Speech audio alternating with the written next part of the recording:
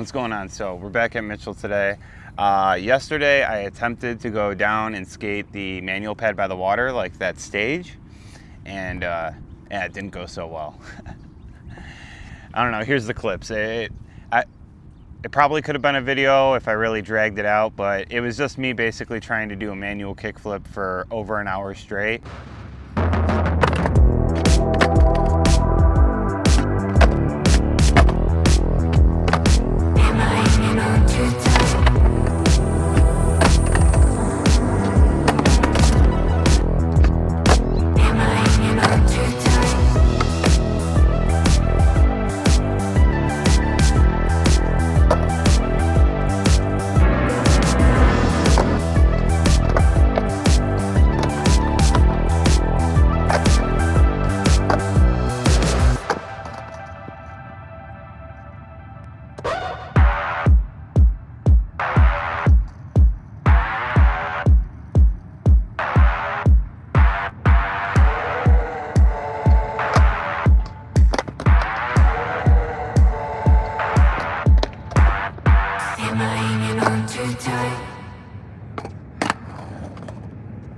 And getting kind of like impatient. I wouldn't say like I was getting like mad. I was getting mad that I was like running out of time. I knew I had like a limited number of tries.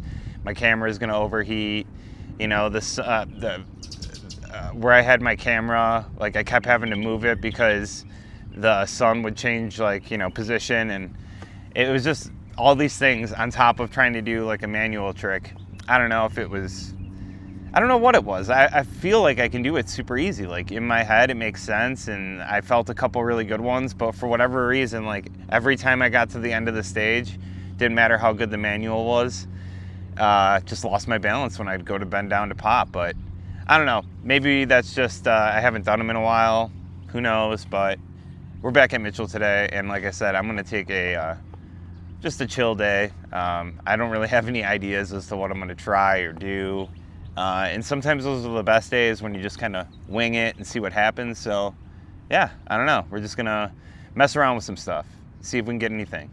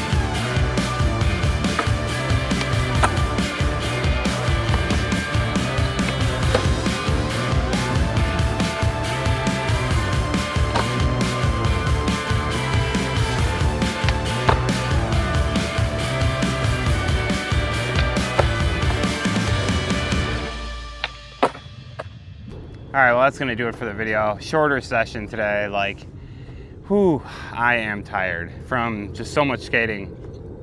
Basically, I mean, the timeline isn't gonna line up with the videos, but did that street skating mission where I ollied the fire hydrant, and then I took a day off, and then yesterday I went to that manual pad and just tried manual kickflip for about an hour straight. And something about like doing the same repetitive motion in a certain trick over and over again can really like wear on you. Like my one leg, the flick leg, is just like so sore today, and I can feel it. So we just kept it chill, but we did have a really good session. Like I got 360 flips in every stance. I haven't done like a straight fakie 3 flip in a while. Like I always fakie big flip. So that was really fun to get that. Yeah, just so much stuff. I mean, everything was feeling pretty good. That first try regular tray flip wasn't really popped, but it was like smooth, you know, so very cool. You can go through. Yeah, I don't want you to go on the grass and go around. Thanks, man. Yeah, no problem. Have a good day. But we do have a damage report for the skateboard. Now you also have to remember with this board, I've been doing like pretty much nothing but flip tricks, and a lot of the not makes where I'm kicking my board out and flinging it out and it's hitting the ground, you know, like all violently and stuff, like that, a lot of that gets cut out of the video. So, you know, like today, at the end here, I was trying to do hard flips. Like I suck really bad at hard flips, and I don't know, I probably tried it for 20 minutes. I'm not gonna bore you with all the attempts, but I'll show you a couple here. I don't know, so for me, like the board compared to wood so far, this still feels like just as poppy as it did day one. It's still like, I have to control the pop, you know what I mean? Like sometimes like it pops too much. It's just one of those things that, I don't know, the razor tail isn't very bad. I've been doing a lot of manuals, obviously, so that's not terrible. I don't know, so far it's holding up pretty well, but obviously it's only been like a couple weeks, so we really gotta see. But like I said, you gotta remember, I've been like ollieing over fire hydrants and kicking my board out super hard, and like I've been skating it really, really hard. I'm trying to beat this thing up, like, and beat myself up a little bit, you know, like just trying to skate. And it's definitely doing the job that I wanted. Like for me to have regular 3 flips first try, and just like all the 3 flips are just working. Kick flips feel very nice. Sometimes with the bigger nose, it can kind of catch on your foot. But for whatever reason, I think like the shorter tail kind of balances that out, and you can use the nose to your advantage to help like level things out or pull your ollies really far up. The shorter tail was something I wasn't expecting to like, especially for like tail slides and stuff. You guys know me, I'm a big tail slide, like 270 guy and all that stuff.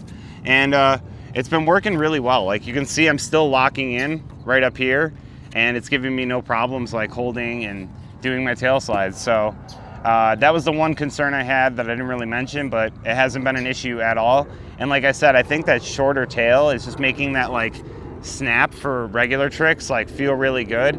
And then on the opposite end of it, the bigger nose for switch gives you that leverage to boost your switch flips and stuff. You know what I mean? Like, I think I just kind of grew up skating the bigger nose and shorter tail kind of setup. So when I started messing with this again, after having skated like boards with smaller noses, I really got to appreciate like what that big nose does for switch skating. Like, and having the different sizes is also like so beneficial. Like when I was doing the hard flip, I was actually using the nose because that's what I used to do when I was younger. I don't know if you guys do that.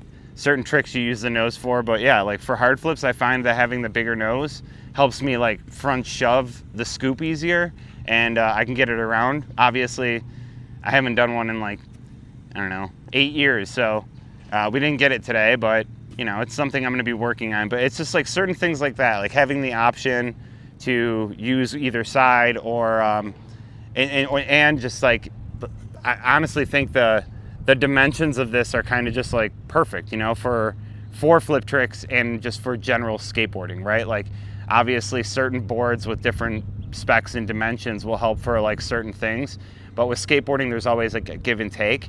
So, you know, you make the tail bigger for tail slides to feel comfier well then you kind of lose that like really quick snap for your flip tricks and your 3 flips and stuff like that. So it's like always a trade-off, you know. It's like everything in life, you know. It's like, you know, you can live in this with perfect weather most of the year, but you got to deal with the summer, and you know, just like stuff like that. And it's always like you're always going to have that little bit of a trade-off with everything in life. So you got to find what works best for you, I guess, and just go with that, you know.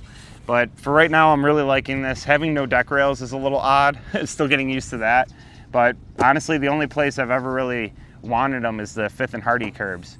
And if I ever go back there for like if I know I'm going back there, like I can grab that board and just have my big slappy board and just have a whole session there. And we'll definitely be doing that one day, but just felt like skating the park today. So that's gonna do it. I'm rambling. Remember to like, comment, subscribe, all that good stuff. And join the Discord. The link will be in the description below. I'll see everyone in the next video. Peace. Don't know nothing about me, dude.